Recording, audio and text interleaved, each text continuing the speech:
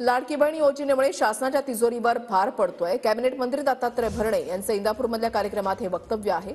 तर ज्या बहिणींमुळे निवडून आले त्यांच्यावरच सरकार आरोप करतंय। बहिणी काही तुमच्या दारामध्ये मागायला आल्या नव्हत्या असं सुप्रिया सुळेंनी म्हटलंय। राज्यामध्ये तुम्हाला मी सांगतो हे मान्य केलं पाहिजे। लाडक्या बहिणीमुळे शासकीय तिजोरीवरती थोडा ताण आहे।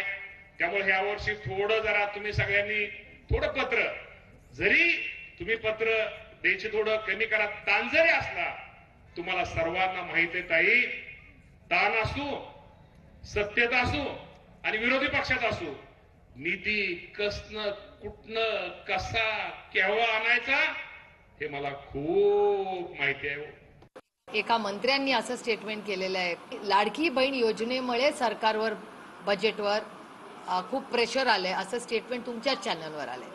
म्हणजे नक्की या सरकारने काय ठरवलंय? जी लाडकी बहीण योजनेसाठी करोडो रुपये त्यांनी खर्च करून जाहिराती केल्या, त्याच्यावर बहिणींच्या विश्वासाच्या नात्याने ते निवडून आले।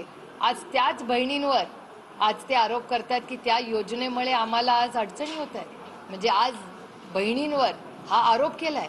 बहिणी काय तुमच्या दारात मागायला आल्या नव्हत्या, तुम्ही बहिणींना गिफ्ट दिले आणि वर आज तुम्ही बहिणींना सुनावणार की या बहिणी लाडकी बहीण योजनेमुळे आमच्यावर प्रेशर येत आहे।